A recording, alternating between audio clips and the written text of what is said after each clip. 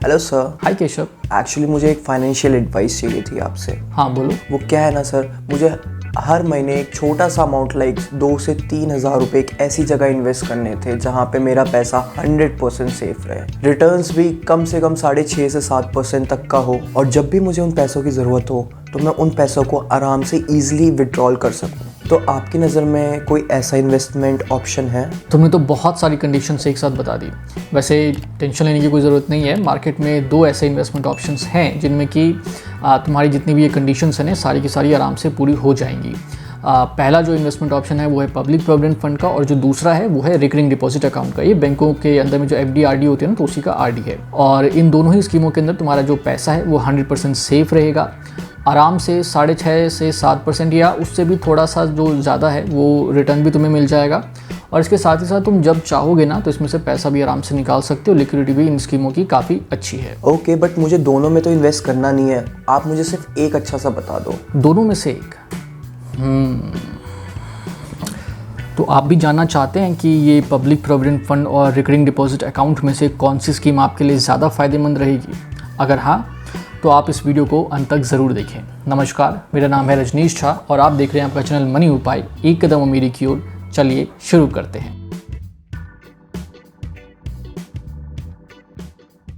हाँ जी, तो public provident fund और रिकरिंग डिपॉजिट अकाउंट में से कौन सी स्कीम आपके लिए सबसे ज़्यादा फ़ायदेमंद रहेगी अगर आप हर महीने थोड़ा थोड़ा करके निवेश करना चाहते हैं? तो देखिए, वैसे तो ये दोनों ही स्कीमें अपनी अपनी जगह पे ठीक हैं। दोनों ही स्कीमों के अपने अपने प्रॉज हैं, कॉन्स हैं। ऐसा नहीं है कि एक स्कीम बहुत ज़्यादा अच्छी और एक स्कीम बहुत ज़्यादा बेकार है। दोनों ही अपनी जगह पर ठीक है। दोनों में ही अगर आप हर महीने थोड़ा थोड़ा करके भी निवेश करते हैं, मतलब अगर 2-3 हज़ार रुपये की भी एक छोटी सी रकम निवेश कर देते हैं, तो आप कुछ ही सालों में लाखों रुपए का जो कॉर्पस है ना वो आराम से इकट्ठा कर सकते हैं। तो बढ़िया तो दोनों ही हैं, लेकिन फिर भी किसी एक को ही अगर चुनना हो तो, क्योंकि ऐसा तो नहीं होगा ना कि दोनों के ही जो रिटर्न्स है वो बिल्कुल एग्जैक्टली सेम रहेंगे, किसी ना किसी का तो ज़्यादा होगा। तो अगर एक व्यक्ति को आज की तारीख में, आजकल के सिचुएशन में, अगर उसे हर महीने एक छोटा सा अमाउंट निवेश करना है तो उसके लिए इन दोनों में से कौन सी स्कीम सबसे ज़्यादा फ़ायदेमंद रहेगी? तो ये कैसे पता चलेगा, मतलब वो कौन सी स्कीम है? तो देखिए, अभी हम क्या करेंगे इस बात को जानने के लिए कि इन दोनों ही स्कीमों को ना हम कई सारे पॉइंट्स के बेसिस पे आपस में कंपेयर करेंगे। ठीक है, उस कंपैरिजन के बाद आपको आराम से समझ में आ जाएगा कि कौन सी स्कीम आपके लिए ज़्यादा फ़ायदेमंद है इन दोनों में से। ठीक है जी, तो अब बिना ज़्यादा कोई वक्त गवाए फटाफट इस कंपैरिजन को शुरू करते हैं, ताकि आप लोगों को जल्दी जल्दी पता चल सके कि कौन सी स्कीम आपके लिए इन दोनों में से सबसे ज़्यादा फ़ायदेमंद है। तो देखिए, सबसे जो पहला पॉइंट है कंपैरिजन के लिए वो है इसका इन्वेस्टमेंट टेन्योर। PPF का जहां 15 साल का मिनिमम इन्वेस्टमेंट टेन्योर है, मतलब कम से कम 15 साल तक आपको उसमें निवेश करना ही होगा, और उसके बाद आप चाहें तो उसे और 5-5 सालों के लिए आगे बढ़ा सकते हैं। वहीं दूसरी तरफ अगर हम RD अकाउंट को देखते हैं तो RD के अंदर में क्या है कि ऐसा कोई फिक्स वाला पीरियड नहीं है। आप अपने अकॉर्डिंगली ये चूज़ कर सकते हैं कि आपको कितने टाइम के लिए इसमें पैसा निवेश करना है। अगर आप चाहते हैं मुझे सिर्फ 1-2 साल के लिए करना है तो आप सिर्फ 1-2 साल के लिए करिए। अगर आप चाहते हैं तो सिर्फ 4-5 साल के लिए तो वैसे करिए, जैसा भी आपको ठीक लगता है। मैक्सिमम यहाँ पे आप 10 सालों के लिए निवेश कर सकते हैं। तो यहाँ पे आपको काफ़ी ज़्यादा फ्लेक्सिबिलिटी मिलती है, जबकि PPF के अंदर में ऐसा कुछ भी नहीं है। वहाँ पे काफ़ी ज़्यादा रिस्ट्रिक्शन है, मतलब कम से कम तो 15 साल है ही। तो तो इस तरीके से जब आप देखते हैं तो कहीं ना कहीं RD अकाउंट ज़्यादा बेटर ऑप्शन है आपके लिए, क्योंकि देखिए, ये मैं कोई ऐसा बहुत बड़े टारगेट को अचीव करने के लिए एक इन्वेस्टमेंट वाली प्लानिंग नहीं कर रहा हूँ। यहाँ पर मैं उस पैसे की प्लानिंग कर रहा हूँ जो बस यूं ही इधर उधर खर्च हो जाते हैं। तो मैं कह रहा हूँ कि बस वो जो यूं ही इधर उधर खर्च हो जाते हैं आपकी छोटी छोटी ज़रूरतों में, तो उस पैसे को किसी तरह से बचा लीजिए, और उस पैसे को जो आप सेविंग्स अकाउंट में रखते हैं या घर में बचा के रखते हैं, तो उस पैसे को आप हर महीने यहाँ पे डाल दीजिए RD के अंदर में। ठीक है, ताकि कुछ सालों के बाद वो लाखों रुपए की रकम में कन्वर्ट हो जाए। उसके बाद फिर आप उन पैसों से कोई अपनी जो बड़ी ज़रूरत है, जो बड़ी कोई ख्वाहिश है, उसे पूरा कर सके। अब ऐसा नहीं कि कोई घर गाड़ी बंगला सब आ जाएगा, 2-3 हज़ार रुपये में कितना ही आएगा, लेकिन हाँ, कोई एक बड़ी चीज़ ज़रूर हो जाएगी। ठीक है ना? तो उस पॉइंट ऑफ व्यू से जब मैं देखता हूँ तो फिर पब्लिक प्रोविडेंट फंड जो है ना वो उतना ज़्यादा फ़ायदेमंद नहीं है। वो है, बट वो लाइक 15 साल बहुत लंबा वेट करना पड़ेगा आपको। ठीक है जी, तो इस पहले वाले पॉइंट के अंदर में अगर हम देखते हैं बेसिस पे, तो जो विनर है हमारा वो है RD अकाउंट, क्योंकि इसमें आपको काफ़ी ज़्यादा फ्लेक्सिबिलिटी मिलती है, आप अपने अकॉर्डिंगली चूज़ कर सकते हैं। चलिए, अब आते हैं ज़रा दूसरे पॉइंट के ऊपर। जो दूसरा वाला पॉइंट है हमारा वो है इंटरेस्ट रेट्स का, यानी कि रिटर्न्स का। देखिए इस वक्त पीपीएफ में आपको मिल रहा है 7.1%, और वहीं अगर आप आरडी अकाउंट की देखेंगे तो वैसे तो ये बैंक टू बैंक डिपेंड करता है, लेकिन ज़्यादातर बैंकों के अंदर में आपको, अगर आप लॉन्ग टर्म आरडी के देखेंगे, मतलब 10 साल की आरडी को, तो उसमें 6.5 से लेकर के 7% के बीच में आपको आराम से मिल जाएगा। जो हमारे देश के ज़्यादातर जो बड़े प्राइवेट बैंक्स हैं उनकी आरडी में जो लॉन्ग टर्म वाली आरडीज़ होती हैं जो 10-10 साल की हैं, तो उसमें आपको आराम से 7% के लगभग मिल जाएगा। ठीक है, तो अगर हम 7% को भी पकड़ के चले तो इसका है 7% आरडी का, और पीपीएफ में कितना मिल रहा है 7.1%। तो पीपीएफ में आपको 0.1% ज़्यादा मिल रहा है अगर हम ऊपर से देखें तो। लेकिन अगर आप अंदर में थोड़ा घुसेंगे तो आपको पता चलेगा कि ये जो 0.1% ज़्यादा मिल रहा है ना, ये एक्चुअली में उस 7% से कम है। कैसे कम है? क्योंकि पीपीएफ की जो कंपाउंडिंग फ्रीक्वेंसी है वो है ईयरली बेसिस की, और वहीं दूसरी तरफ जो आरडी अकाउंट है उसकी जो कंपाउंडिंग फ्रीक्वेंसी है वो है क्वार्टरली बेसिस की। और इस क्वार्टरली बेसिस के कंपाउंडिंग फ्रीक्वेंसी की वजह से आरडी अकाउंट में आपको कम इंटरेस्ट रेट होने के बावजूद भी पीपीएफ से ज़्यादा ब्याज कमाने का मौका मिलता है। तो ये है इसका सीक्रेट, वैसे पता ही होगा आप लोगों को। चलिए अब जरा अगर आपको समझ में नहीं आया ना, तो मैं आपको इस बात को एक छोटे से एग्जाम्पल की मदद से भी समझा देता हूँ। देखिए अगर आप 2,000 रुपये महीना आरडी के अंदर में 10 सालों के लिए इन्वेस्ट करते हैं और आपको 7% का इंटरेस्ट मिलता है, तो 10 साल के बाद आपको टोटल कुछ 3,47,400 रुपये के लगभग की एक रकम मिलेगी, जिसमें से 2,40,000 आपके खुद के ही पैसे हैं और 1,07,400 रुपये ब्याज का इसमें अमाउंट हो गया। वहीं दूसरी तरफ अगर हम पीपीएफ को देखें, वही 2,000 रुपये का इन्वेस्टमेंट, वही 10 सालों के लिए, और जो इंटरेस्ट रेट है पीपीएफ का 7.1% का, तो उसमें आपको मिलेगा कुछ टोटल अमाउंट 3,45,900 रुपये के लगभग का। ठीक है, तो आप देख सकते हैं कि आरडी में आपको मिल रहा था 3,47,000 रुपये, यहाँ आपको मिल रहा है 3,45,000 रुपये के लगभग की रकम। तो पीपीएफ में 0.1% ज़्यादा मिलने के बाद भी आरडी अकाउंट के कंपैरिजन में आपको कम ही ब्याज मिल रहा है। तो यहाँ पे 0.1% एक्स्ट्रा ज़रूर मिल रहा है, लेकिन रियलिटी में आप जब देखेंगे तो ज़्यादा ये फ़ायदेमंद नहीं है। और हाँ, पीपीएफ कोई 10 साल की स्कीम नहीं है, यहाँ पर बस मुझे कंपेयर करके दिखाना था, इसलिए मैंने आपको दिखा दिया। अदरवाइज़ आपको इसमें तो पता ही है 15 साल तक आपको इन्वेस्ट करना होता है। तो अगर आपको ना आरडी में 6.8-6.9% तक का भी इंटरेस्ट मिल रहा है ना, तो वो पीपीएफ के 7.1% के लगभग बराबर है। थोड़ा बहुत माइनर सा डिफरेंस होगा, मैंने वैसे कैलकुलेट नहीं किया, बट एक अंदाज़ा आपको बता रहा हूँ। तो इंटरेस्ट का ये है। इसके साथ ही साथ एक और बात है कि जो पब्लिक प्रोविडेंट फंड है इसका इंटरेस्ट रेट फिक्स नहीं है, ये हर 3 महीने में बदल सकता है। वहीं दूसरी तरफ अगर आप आरडी अकाउंट को देखते हैं तो इसका इंटरेस्ट रेट फिक्स है। अगर आज 7% मिल रहा है मेरे, जब मैं इन्वेस्ट कर रहा हूँ, तो पूरे 10 सालों तक मुझे 7% ही मिलेगा। मुझे इस बात की चिंता नहीं करनी पड़ेगी कि गवर्नमेंट की जो मतलब आरबीआई की जो पॉलिसी है वो ये हो गई है, वो हो गई है, तो इंटरेस्ट रेट ये नीचे जाएगा ऊपर जाएगा, इसकी कोई चिंता नहीं। 7% फिक्स है तो फिक्स है वो आने वाले 10 सालों के लिए। तो ये भी आपको इसमें एक फ़ायदा मिलता है, मतलब एक पीस ऑफ माइंड मिलता है, जबकि पीपीएफ में ऐसा नहीं है। तो इस वजह से भी अगर मैं देखूं तो ये जो इंटरेस्ट रेट है, जो रिटर्न्स है, इस मामले में भी जो विनर है हमारा वो है आरडी अकाउंट। तो पहले वाले में भी विनर आरडी था और इसमें भी अब आरडी है।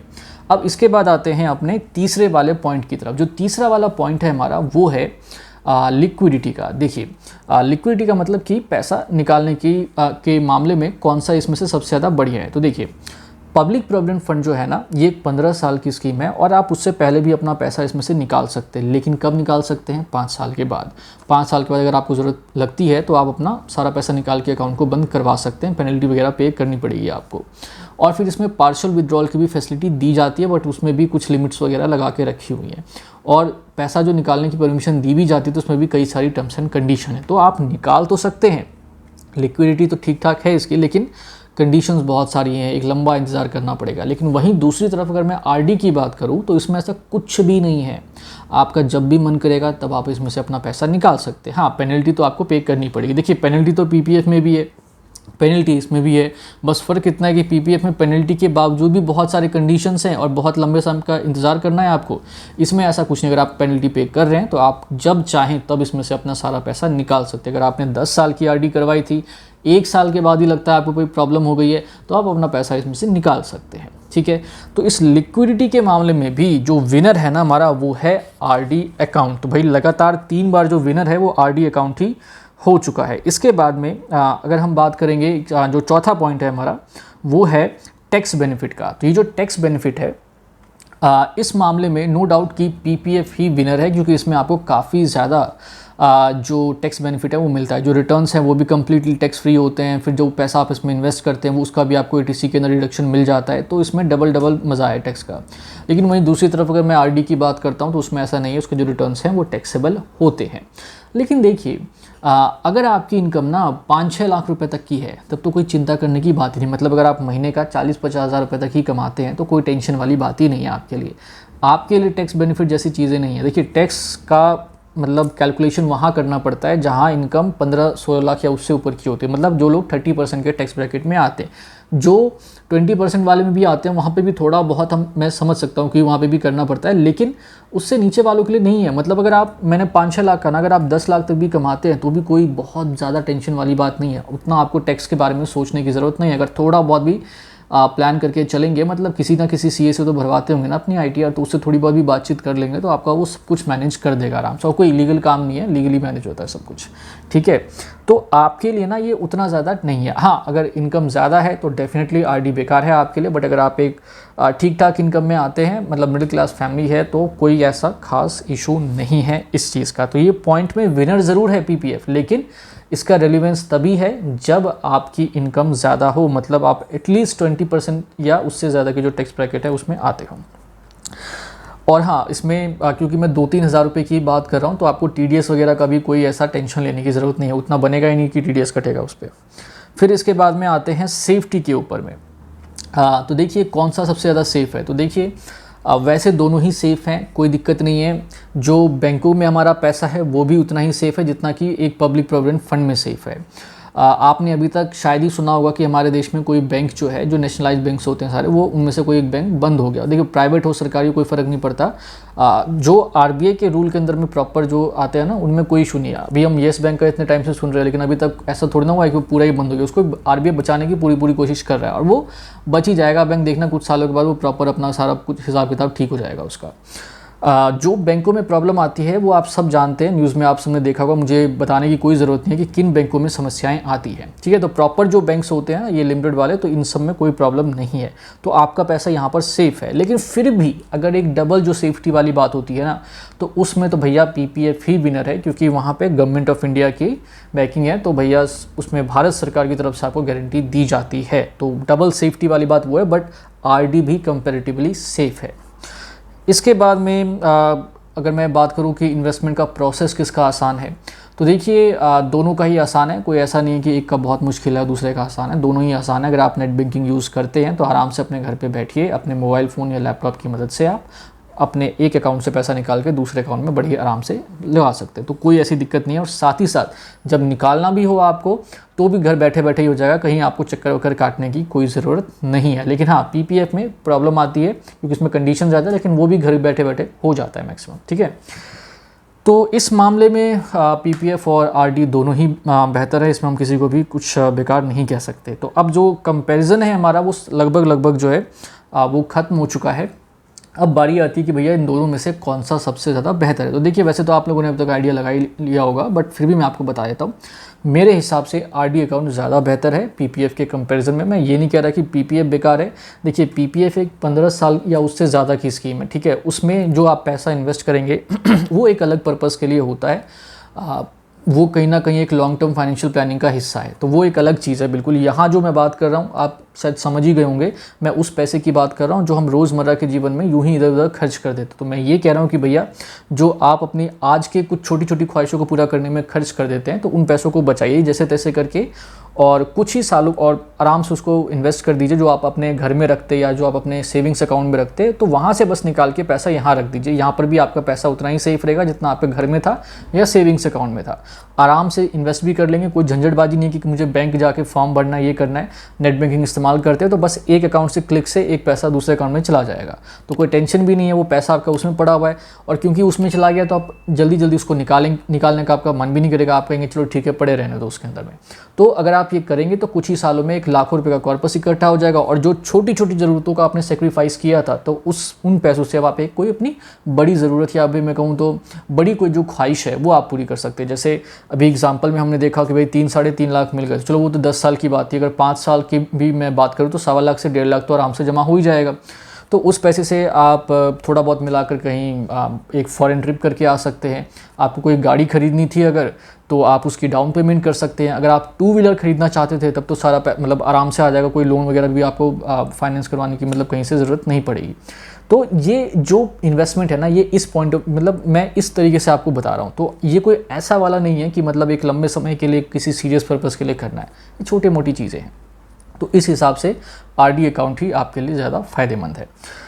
और वैसे भी अगर मैं रिटर्न्स की बात करूँ तो अभी आरडी में ही ज़्यादा मिल रहा है, ठीक है ना। अगर आप खाली आरडी तब बेकार है आपके लिए जब आप एक 30% के टैक्स ब्रैकेट में आते हैं, तो वहाँ पे तो जो आप कमाएंगे उसमें से एक मोटा जो परसेंटेज है वो तो गवर्नमेंट ही लेके चली जाएगी, तब आरडी आपके लिए फ़ायदेमंद नहीं है। तब तो आपको डेफिनेटली पीपीएफ की तरफ ही जाना है, लेकिन अदरवाइज़ आरडी बेस्ट है। चलिए जी, तो मुझे उम्मीद है कि अब आप समझ गए होंगे। फिर भी कुछ डाउट रह गया हो तो आप नीचे कमेंट सेक्शन में मुझसे पूछ सकते हैं। बाकी आपके हिसाब से दोनों में से कौन सा सबसे ज़्यादा बढ़िया है वो आप नीचे कमेंट सेक्शन में ज़रूर बताइए। आपको पीपीएफ ठीक लगता है तो पीपीएफ लिखिए, आपको आरडी ठीक लगता है तो आप आरडी लिखिए। तो बस अब फिलहाल इस वीडियो में इतना ही। अगर आपको ये वीडियो पसंद आई है तो इस वीडियो को लाइक ज़रूर करें, शेयर ज़रूर करें। चैनल को सब्सक्राइब नहीं किया है तो उसे सब्सक्राइब करके भी ज़रूर रख लें, और सब्सक्राइब करते टाइम जो बेल आइकन है ना उसको भी प्रेस करना ना भूलें। तो आप सभी ने इस वीडियो को यहाँ तक देखा, इसके लिए आप सभी का बहुत बहुत धन्यवाद। नमस्ते।